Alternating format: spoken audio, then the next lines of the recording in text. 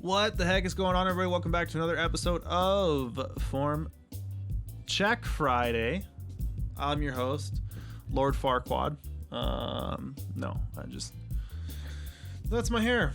We're here. Anyways, I hope everybody's doing well and getting ready for a wonderful, fantastic little weekend. We're going to pick up where we left off last week. For anybody who's not familiar with what we do here, we take your viewer-submitted videos, we put them up on the screen behind me, and I tell you all how to lift a little bit better and give you some advice, answer your questions, all that kind of good stuff. So let's dive on in. Now we're starting off where we left off last week, and we left off with this guy named Terence. So Terence has been training 2.5 years, about 8 months of actual powerlifting training, and dude is going to Worlds in the 66 kilo sub-junior class. He's 17. This is 132.5 for 3 at 8. He says his max is 155 with a little bit left in the tank. So like I said last time, Terence, take any advice right now with a grain of salt. We are 3 weeks-ish from competing at Worlds, because I'm actually going to be going there and competing as well. But grain of salt, my man. Also, what the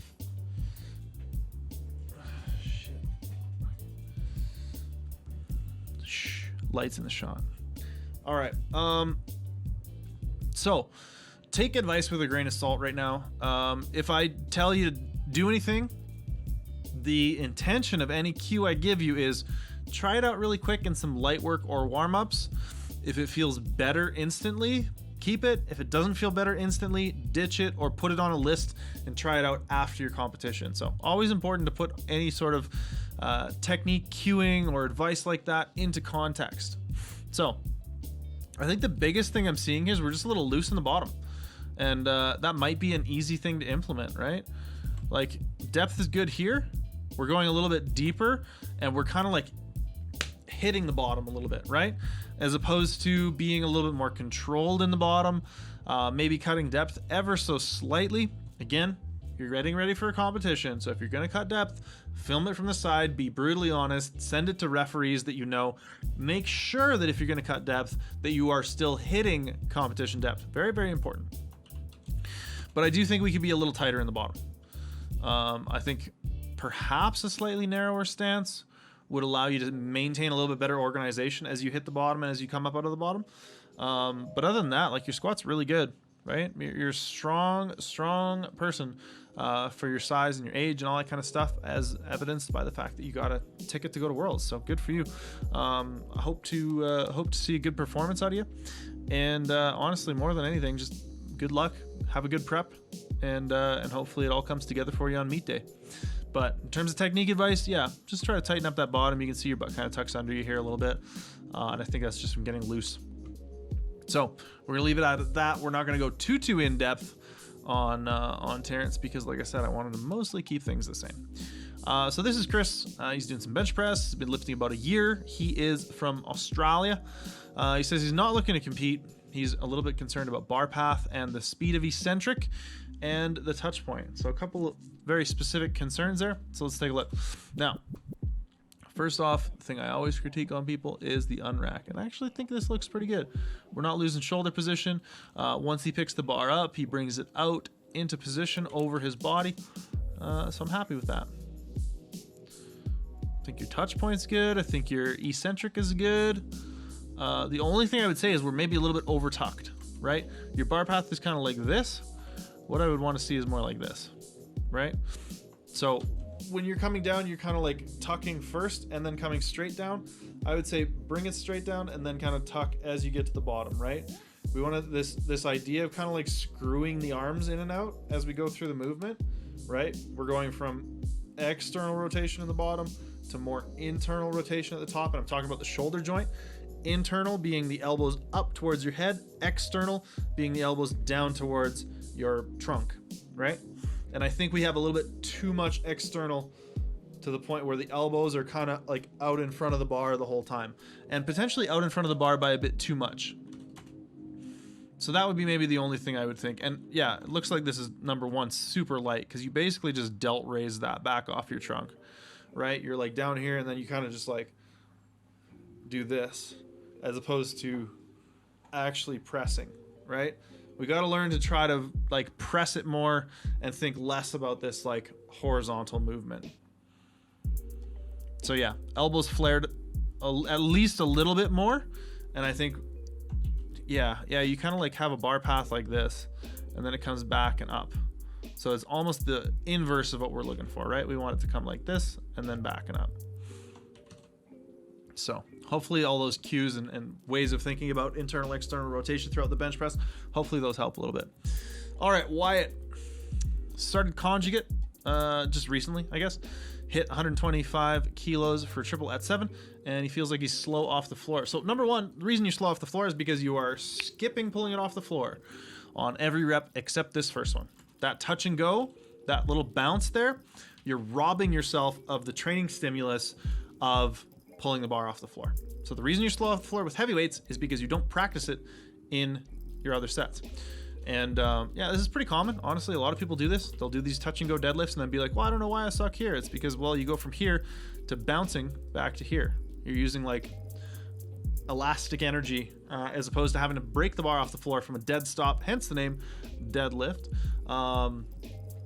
each and every time, right? We want that bar to dead stop every rep. We want to break that bar from a dead stop every rep. And we need to practice things as in, you know, parts of the range of motion if we want to get better at them. It needs to be part of what we're doing. Your first rep actually looks great. Technically, super sound. But when we do this like bounce off the floor, we're not practicing breaking the bar off the floor. So that's the only thing. Literal only thing. Also digging the Umbrella Corp shirt. Yeah, man. Just make sure your bar is at a dead stop. Even like bring your hips up and practice pulling yourself into position each and every rep. And I think you're going to make a heck of a lot more progress in terms of getting quicker and tighter off the floor. Okay, Sami's deadlift. So 77.5 kilos for 4. And I stopped this because I saw something right off the hop here. 77.5 kilos for 4, 20 years old, from Australia as well, lifting a year and a half, wants to compete one day. She says she folds forwards and her hips shoot up. She says she has a hard time finding an optimal stance, and she's not sure how to fix that in her position. And sometimes she says she gets a sore shoulder from lifting. So number one, this rack's super close to the wall, which I think is causing you to set up out here behind it. Or like too far from where the bar is, right? So like this is where you're generating a lot of your tension from, and this is well behind the bar, right? What we want is I want you to get your hips and your knees and your feet in. You can't see that arrow because it's behind me. Oop, wrong way. In underneath the bar for when you unrack, right? When we unrack out in front of us, it's really awkward to try to lift it back and then get into like a decent position. So that might mean that we actually move this whole rack back a little bit so that there's room for your body to get in underneath it without your face, you know, without having to like kiss the wall to get under the bar. So you can see there, we're kind of unracking from an awkward position. Now, let's get into the rest of the lift. Looks pretty solid out of the rack. Decent setup. Let's see how we go. Good descent. Really solid. I think we rush it a little bit out of the bottom, which might be why we're seeing the hips shoot up a little bit, because you're really trying to like accelerate first and foremost. And what I would actually coach you to do is probably just be a little more patient out of the bottom. Now, we talk about being patient a lot on the deadlift. Sorry, my thumb's falling apart from hook gripping too much stuff. We talk a lot about being patient in the deadlift and how the first phase of the deadlift is so important, and we have this concept of patience baked into it, because the idea is we're trying to set up to be successful in the later part of the lift. Now, I will, at least in some cases, apply that same principle to the squat. So when you're coming up out of the bottom of the squat, don't think about pushing so hard and fast. Think about keeping the knees forward, right? Think about being a little bit patient for the sake of staying a bit more organized as you drive out of the bottom. I also don't really think this amount of hips shooting up is very problematic. I think this amount of your hips shooting up is probably mostly fine. Let's see how it goes through these last few reps and how much more extreme it gets. So like, yeah, I mean, we are seeing a little bit more of the hips shooting up behind you in these later reps, but I also think we're kind of losing some of the back bracing out of the bottom, right? So we're losing some of this tightness in the upper back. It might be that cueing you to keep the bar tighter into your back, and again, this maybe has some sort of correlation with that shoulder discomfort. But if you can keep that bar pulled into your back using, thinking about using your lats to kind of like pack that bar down into your back a little bit more throughout the lift, and really think about maintaining that tightness as you change directions out of the bottom. I think a lot of the times when we go to change direction out of the bottom of the squat, there's like this moment where kind of like everything shuts off for a second. So as opposed to being like pulling in, storing energy, getting tighter, and then using that tightness to push, it's like pull in, loosen, drop, and then try to recover and create tightness from a really, mechanically disadvantaged position. So think about maintaining more position and maintaining more tightness as you descend, being a little bit more patient in how you're initiating out of the bottom. And I think overall you're doing quite a good job here. I think we could practice some pause squats, maybe some pin squats to help deal with that, like hips shooting up and trying to like keep the knees forward and stay in the quads, keep pressure on the forefoot, all those kinds of cues that we always use for keeping lifters from having that like squat morning kind of idea here. But yeah, you can definitely see the disconnect on this first rep where you kind of like loosen and then you really try to drive up fast, and all that happens is we end up with the hips shooting up behind you. So yeah, hopefully some of that makes sense and contributes to you having a little bit of a more consistent squat. That second rep, so this rep, maybe second, third, I don't know, this rep here, nice and tight, relatively smooth and organized out of the bottom, that's a freaking great rep. That was a great rep right there. So you definitely have good reps in you. It might even be just a matter of practice at this point, just getting more reps in, being mindful and trying to increase your consistency. And the only way to increase consistency is practice. So overall, looking pretty good there, Sami. All right, Kai, bench, lifting a bit over 1 year, weighs 61 kilos, benching 80 kilos. Thinking about competing one day, maybe. Let's take a look. Big ol' setup. We got the heels tucked right in, which is an interesting technique. Works really well for some people, not something that I am going to tell you not to do. But let's see. So we just have a single. I think, right, long arms, probably widen the grip. Could be a little bit more controlled in the touch and to the chest, but see how, like, I'll use this as an indicator for the arch, right? We're pretty far up, and then we drop during the pause, and then we push the leg drive again. So more consistency in the bottom of the range of motion, more consistency with the leg drive. So we want the leg drive to be driving the whole time, because if the leg drive lets up, we're losing positioning. We're having the chest fall, right? We're potentially seeing the shoulder blades come out of position and roll forward. So yeah, a lot of that. And then this rep here, I think we're pressing out off the chest as opposed to back. And you can see that by how much it slows down there until it gets kind of back into the groove, right? So it comes pretty much straight up instead of coming back.